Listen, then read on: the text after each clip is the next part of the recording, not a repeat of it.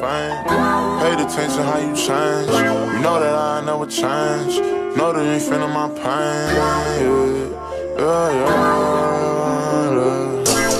2016, I got locked in. We don't need no cameraman. If Kavis ain't shooting that bitch, that shit getting shot. Yo, what it do? It's your boy Kavis TV, man. We back with another video. We back with another reaction video. In today's video, we got how good was Larry Bird actually. Man, you already know, bro. You should know.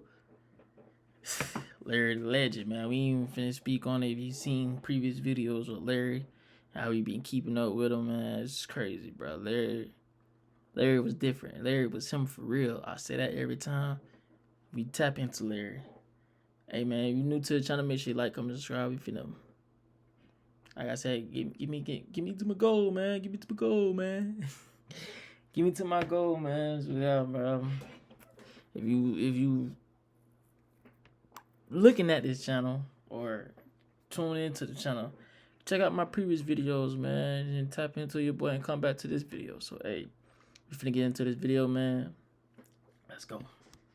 Larry Bird was one of the best players to ever touch a basketball, and together with Magic Johnson, the biggest NBA star of the 80s. What made him so successful considering he was quite unathletic? And how would he fare in today's NBA? Did he win just because his teams were loaded? And where does he stand among the best shooters of all time? Watch the rest of the video to find out. A hick from French Lick. Bird was born into a poor family in French Lick, Indiana, a town of 2,000 inhabitants. Larry grew up a shy, introverted kid who didn't talk much, and he did most of his talking on the basketball court. He grew up to 6'9" and played at small forward. But with his understanding of basketball, he could play whatever position he wanted. Larry finished his high school career as the best scorer in school's history, and he could choose where he wanted to go to college. He started playing for Bobby Knight at Indiana University, but didn't like the spotlight and being around so many people. He then settled at Indiana State University, where the pressure was much less than with the Hoosiers. Larry averaged 30.3 points, 13.3 rebounds, and 4.6 assists in college. The Sycamores were invincible in Bird's senior year and became the #1 team in the country with a 33-win streak. Their only loss came in the 1979 NCAA Finals, where they played against Michigan State, led by senior guard Earvin Johnson. Despite 19 points from Bird, Magic and his teammates celebrated the title in what was the most watched college basketball game in history at the time. Bird was named the Collegiate Player of the Year, leaving Indiana State as the 5th-ranked NCAA scorer of all time. He was already drafted, as the Boston Celtics selected him in the NBA draft in 1978, hoping that Bird, who qualified for the NBA as a junior, would skip his senior year. He opted to stay in Indiana, and when he finally arrived in Boston, the Celtics looked nothing like their championship selves, with consecutive losing seasons. Bird then single-handedly caused the biggest turnaround ever seen in the NBA at the time. Boston improved their record from the season before by 32 wins and finished with 61 wins and 21 losses. Although his arch-rival Magic Johnson had an impressive season and won the title with the Lakers, Bird was named the Rookie of the Year with the average of 21.3 points, 10.4 rebounds, and 4.5 assists. He also made the All-Star team and first-team All-NBA, and even finished 4th in the MVP voting, and proved he could transform a mediocre team into a great one, all by himself. A new green dynasty. After Bird's rookie year, the Celtics had a busy offseason. Legendary Red Auerbach worked his magic and brought 2 new faces to Boston that would form one of the biggest dynasties in NBA history. Auerbach robbed Golden State by sending them the 1st and 13th pick in the 1980 draft, in exchange for center Robert Parrish and the 3rd pick, which became Kevin McHale.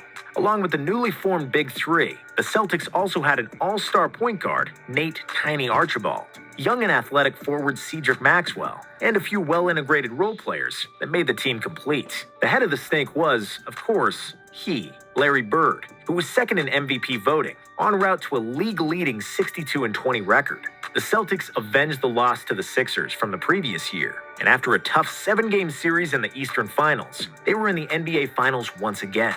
There they would be met by the Houston Rockets, led by prime Moses Malone, who was arguably the best center in the league at the time. Malone averaged 23 and 16 in the series, but the Celtics were too good of a team and would win the title with 4-2. Bird averaged 15 points, 15 rebounds, and 7 assists for the series. But the finals MVP went to Cedric Maxwell, who led the Celtics in scoring with 18 points. Bird was a team player, as you could see, because he could have easily had that finals MVP.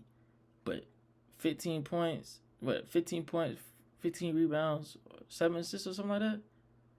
Man, team player, bro. Team player. And when everybody already saw the new Green Dynasty, 2 bad years ensued. Despite Bird's all-around excellence and McHale's improvement, they once again were the #1 seed in the East. Bird was the All-Star Game MVP, but Philadelphia retaliated for a close defeat in the Eastern Finals. 43 got going And this time, they won in 7 games. The year after, the Celtics regressed even more, finishing as a 3rd seed and getting swept in the 2nd round by the Milwaukee Bucks. After that, Coach Bill Fitch resigned and was replaced by Casey Jones, who won 8 titles in the Bill Russell era as a player. The change bore fruit. The team was refreshed with the young shooter Danny Ainge and veteran point guard Dennis Johnson, and played the best basketball in the NBA, finishing with a 62-20 record. After 3 years of coming in second, Larry Bird finally won the regular season MVP with 24.2 points, 10.1 rebounds, and 6.6 assists on average. The Celtics steamrolled to the finals, where a known foe awaited. It was, of course, Magic and the Lakers. The title was decided in Game 7, where Larry Bird led the Celtics to their 15th NBA title. Bird was named the Finals MVP, and he finally had his revenge over Magic, who defeated him in the NCAA Finals of 1979. The following season, the Celtics were even better in the regular season. Bird repeated as MVP, and McHale repeated as the 6th man of the year. They got to the finals again, with the same opponent. After the Celtics won Game 1, 148-114, in a game that was dubbed the Memorial Day Massacre, it seemed like the Celtics were going to dominate the Lakers and repeat as champions. However, the Lakers had other plans, and especially Kareem was determined to defeat the Celtics. Kareem averaged 25.7 points, 9 rebounds, and 5.2 assists in 6 games, on 60% shooting. And the Lakers have finally won the NBA Finals against the Celtics for the first time in 9 tries. 1986, the greatest Celtics team ever in the pinnacle of Bird's career. After the finals loss, Auerbach made another clever move.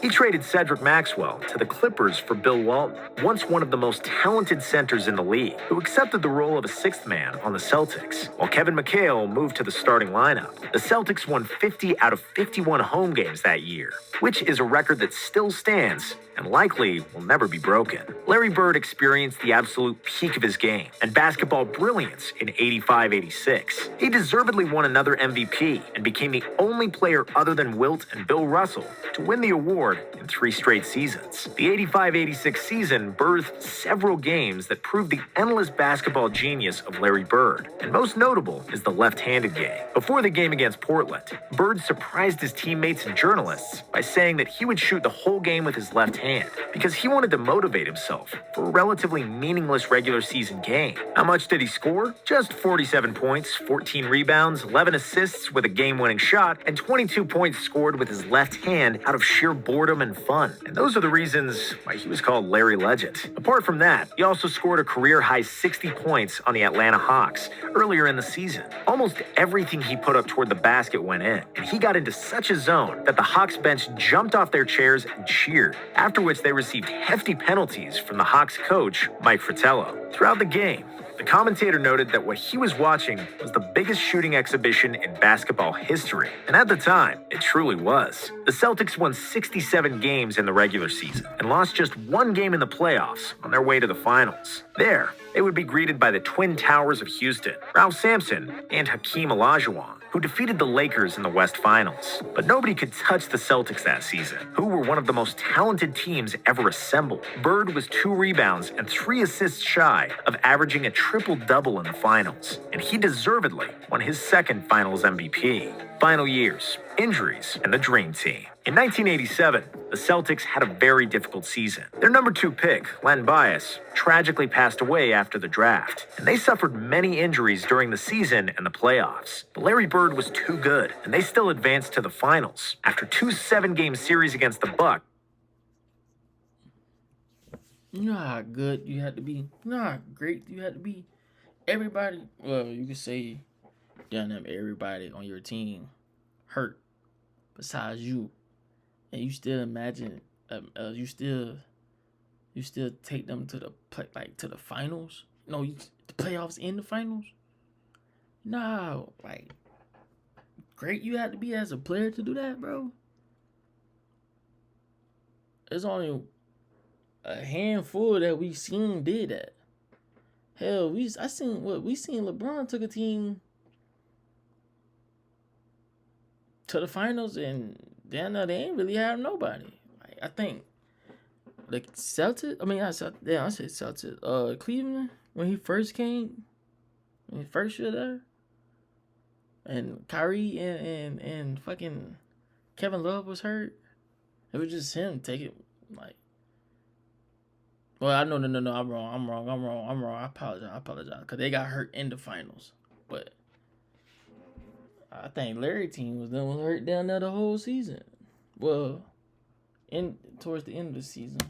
and the Bad Boy Pistons, where Bird made one of the most legendary plays and stole the inbounds pass from Isaiah Thomas that won a crucial Game 5 for the Celtics. And in the finals again, it was the Lakers for the third time in 4 years. Because LA was much more rested coming to the finals, the Celtics did not have enough gas in the tank to stop the fast-paced showtime. Bird delivered another 24, 10, and 5 for the series, but it wasn't good enough, and Magic got the best of him once again. Next year, Bird had maybe one of the best statistical years of his career. He averaged 30 points on 50, 40, and 90 shooting, a feat he achieved the previous year as well, proving that he's the best shooter who ever played at the time. The Celtics reached the conference finals, but it would be their last hurrah as the Pistons finally got over the hump and managed to beat them. In the offseason, Bird sustained a severe back injury from chopping wood back home in Indiana. He was one of the best basketball players in the world who had millions of dollars, but he was still the hick from French Lick, who chopped his own wood when he needed to, and I respect him even more for that. The back injury and surgery on both Achilles tendons caused him to miss almost the entire 88-89 season. However, even debilitated,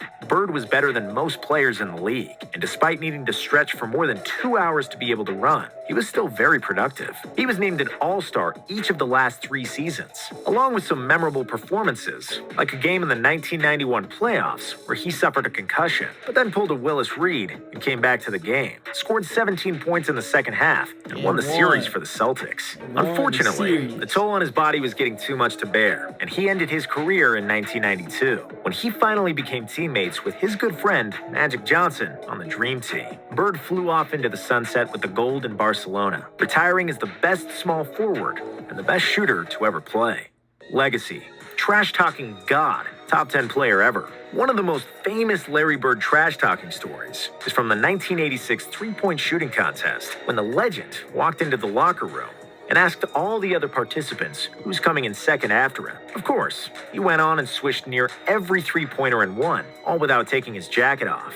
Bird would win the three-point shooting competition the next 2 years as well, and before Reggie Miller came along, there was no argument who's the best shooter ever. On the 26th of December 1990, Indiana's Chuck the Rifleman Person said he's going bird hunting before the Celtics game. Bird replied that he got a Christmas present for him, and while Chuck was on the bench, Bird got the ball in the corner just in front of the Pacers bench. He hit the jump shot, turned to Chuck, and said Merry effing Christmas. And that's who Larry Bird was, and how he talked. He was the ultimate competitor, and he had all the skills in the world to back it up. He'd tell players where he would get the ball, what he was going to do, and then do it. And there was nothing they could do to stop him. He accused the opposing team of putting a white guy to guard him because he felt that was disrespectful. And if you watch Space Jam, you know that Larry isn't white. He's clear. Bird would drink half the bar under the table. Sometimes he'd fight people in the bar as well, and then go to the game the next day and dominate as if nothing happened. Bird was a unique player, and there was nobody like him. At first glance, his moves look almost clumsy, far from physically dominant or athletic. He rarely dunked,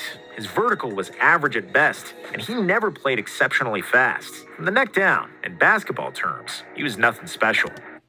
But he played with that smooth. That shit was smooth, though. Neck up, until the end of his fingertips, he was pure genius. There's no doubt that he would be a great player in today's era, where we can see players like Doncic and Jokic dominate the game without great physical talent. Bird was one of the top 10 players who ever played, and one of the best pure shooters ever. He was the best player in the NBA for almost an entire decade, despite the brilliance from Magic and the athleticism of Michael Jordan. And like Magic Johnson said, there will never be another Larry Bird. They would never. You enjoyed this video, make sure you like, comment, subscribe, man. I see a video that I'm be finna react to right now, but hey, man, like I said, if you enjoyed this video, make sure you like, comment, subscribe, comment what video y'all want me to react to next, and we're gonna get into it. Like I say, like we always do, man. I see y'all next video. Love y'all, man.